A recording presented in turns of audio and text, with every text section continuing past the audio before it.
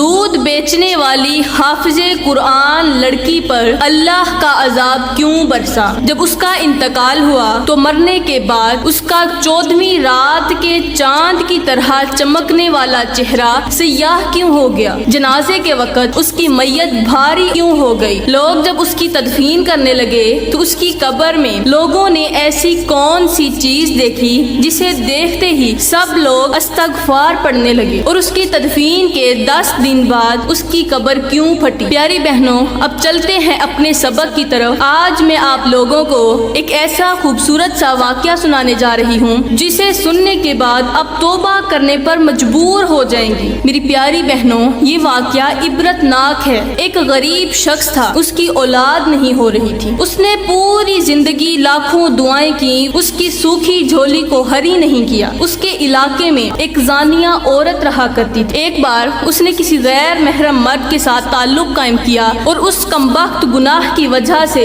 اسے حمل ہو گیا۔ اس کے باوجود بھی اس نے اس گناہ کو نہیں چھوڑا۔ خیر 9 ماہ کے بعد موت کی سی اذیت پا کر اس نے ایک بیٹی کو جنم لیا۔ اس کے ذہن میں خیال آیا کہ کیوں نہ اسے کسی ویرانے میں جا کر پھینک آتی ہوں تو میرا گناہ چھپ جائے گا۔ تو میری پیاری بہنوں، اب رات کا وقت آیا۔ اس نے اس چھوٹی سی ننھی منی جان کو اپنے ہاتھوں سے اٹھایا اور گھر سے باہر چل پڑی۔ کافی دور جا پہنچی۔ رات کا دوسرا پہر آ گیا، آگے کافی اندھیرا تھا تو یہ ایک ویرانے میں اس بچی کو پھینک کر اپنے گھر کی طرف واپسی چل پڑی۔ اب وہ ننھی سی بچی وہاں رات کے اندھیرے میں روتی رہی، تڑپتی رہی، وہاں کوئی تھا ہی نہیں جو اسے اٹھاتا۔ خیر صبح کا سورج طلوع ہوا تو یہ جو شخص تھا یہ اسی کے گھر کے قریب ہی پھینک کر گئی۔ جیسے ہی صبح مرغ نے اذان دی تو یہ شخص اپنے کام کے سلسلے میں گھر سے باہر نکلا تو اسے کسی چھوٹے سے بچے کے رونے کی آواز آئی۔ اس آواز کو سنتے ہی ایک بار تو اس کا دل تڑپ گیا کیونکہ اس کی اولاد نہیں تھی، لیکن دوسری بار اس کی جان میں جان آ گئی کیونکہ اس کے کان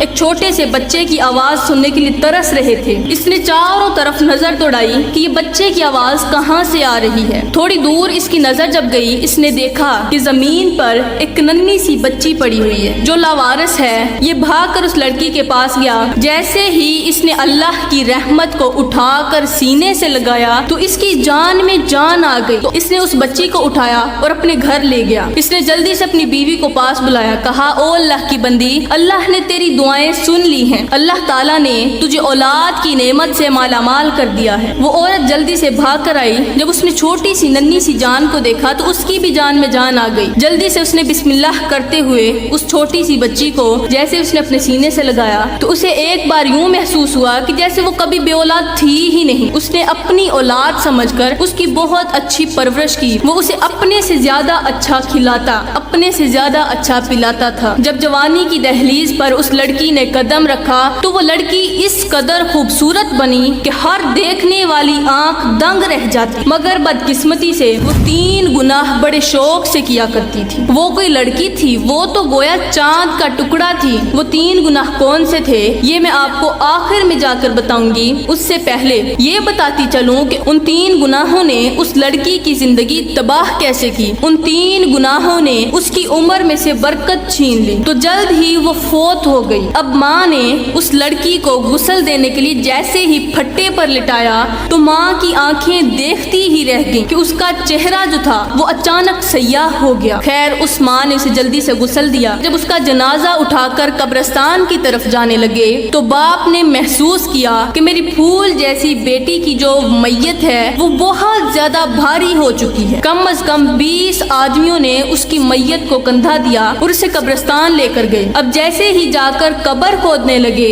اس کے اندر سانپ اور بچھو بیٹھے ہوئے تھے، اسے جلدی سے بند کر دیا۔ اب دوسری قبر کھودنے لگے، وہی سانپ اور بچھو دوسری قبر میں بھی تھے تو وہاں سے ایک اللہ والے کا گزر ہوا۔ اس نے پوچھا کہ تم کیا کر رہے ہو؟ تو اس شخص نے بتایا کہ میری بیٹی کا انتقال ہو گیا ہے، ہم نے اس کے لیے قبر کھودی، اس کے اندر سانپ اور بچھو تھے۔ اس اللہ والے نے کہا کہ آپ 100 جگہوں پر بھی قبر کھود لیں پھر بھی یہ سانپ اور بچھو وہاں بھی پاؤ گے، لہٰذا تم اسی قبر میں اس لڑکی کی تدفین کر دو۔ یہ کچھ اور نہیں ہے، یہ تو اللہ کا عذاب ہے، اس کے گناہوں کی سزا ہے جو اسے ابھی مل رہی ہے۔ اس کا باپ بڑا ہی پریشان تھا کہ میری بیٹی نے ایسے کون سے گناہ کر دیے جن گناہوں کی وجہ سے آج اس پر اللہ کا اتنا بڑا عذاب نازل ہوا۔ وہ جلدی سے گھر پہنچا، اپنی بیوی سے پوچھنے پوچھنے لگا، او میری شریک حیات، مجھے اتنا بتا دے کہ تیری بیٹی ایسے کون سے گناہ کیا کرتی تھی جن کی وجہ سے آج اسے لوگوں کے لیے عبرت کا نشانہ بنا دیا گیا؟ تو اس عورت نے کہا کہ میری بیٹی وہ 3 گناہوں کی عادی تھی، میں اسے منع کرنے کی کوشش تو کرتی تھی مگر روک نہیں پاتی تھی۔ اس عورت نے کہا کہ میری بیٹی کا پہلا جو گناہ تھا کہ ایک بادشاہ کا بیٹا شہزادہ جو تھا اس کا حسن دیکھ کر اس کا دیوانہ بن گیا، دونوں آپس میں محبت کرتے تھے۔ آپ چونکہ اپنے کام کی وجہ سے گھر سے باہر رہتے تھے تو وہ جو شہزادہ تھا وہ ہمارے گھر آتا اور پوری رات میری بیٹی کے ساتھ گزارا کرتا تھا، اور میں انہیں روکنے کی کافی کوشش کرتی تھی، لیکن وہ جو شہزادہ تھا وہ بہت بڑا امیر تھا، اس نے مجھے دھمکی لگا رکھی تھی کہ اگر تو نے اس کے باپ کو ذرا سی بھی کانوں کان خبر ہونے دی تو میں تجھے جان سے مار ڈالوں گا۔ میں نے تیرے ساتھ کبھی بھی اس بات کا ذکر نہیں کیا۔ میری بیٹی کا دوسرا گناہ یہ تھا کہ یہ حافظ قرآن تو تھی، لیکن جب اذان ہوتی تو یہ نماز نہیں پڑھتی تھی۔ میں اسے نماز پڑھنے کے بارے میں جب بھی کہتی تو مجھے کہتی میں اللہ کو تو مانتی ہی نہیں، تو سجدہ کیوں کروں اسے؟ اس نے قرآن حفظ کیا ہوا تھا، پڑھتی بھی تھی، لیکن جیسے ہی اس کا غیر محرم مرد کے ساتھ تعلق بڑھا تو یہ قرآن کو بھول بیٹھی۔ استغفر اللہ، زنا جیسے گناہ نے اس کی زندگی برباد کر دی، اسے قرآن بھی بلا دیا، اس کا خاتمہ ایمان پر نہیں ہوا۔ تو اس نے کہا مجھے تیسرا گناہ بتاؤ۔ اس عورت نے کہا اس کا تیسرا گناہ یہ تھا کہ جب آپ گھر میں دودھ لے کر آتے تھے تو یہ اس دودھ کے اندر پانی کی ملاوٹ کیا کرتی تھی۔ میں اسے روکنے کی بڑی کوشش کیا کرتی تھی لیکن یہ میری ایک بھی بات سننے کو تیار نہیں ہوتی۔ تو اب اس کی تدفین کو جیسے ہی 10 دن گزرے اس لڑکی کی قبر پھٹ گئی، اندر سے وہ لڑکی چیخیں مار رہی تھی، اسے سانپ ڈنگ مار رہے تھے، کسی کے اندر اتنی ہمت نہیں تھی کہ وہ اس کے قریب جا کر اسے اس عذاب سے باہر نکال لیتا۔ اب لوگوں نے اس کی ماں سے جب گناہ پوچھے تو اس کی ماں نے یہی 3 گناہ بتائے کہ میری بیٹی یہ 3 گناہ بڑے شوق سے کرتی تھی۔ اگر آپ اپنے چہرے پر حسن لانا چاہتی ہیں تو خدا را ان 3 گناہوں سے جلد از جلد توبہ کر لیں۔ میری پیاری بہنوں، میں دعا کرتی ہوں کہ اللہ تعالی ہمارا خاتمہ ایمان پر کرے۔ پیاری بہنوں، جب آپ کا خاتمہ ایمان پر ہو گیا تو آپ اس دنیا میں بھی کامیاب، اگلی دنیا میں بھی کامیاب۔ اللہ تعالی ہمیں اچھے کام کرنے کی توفیق عطا فرمائے، آمین ثم آمین، وما علینا الا البلاغ المبین۔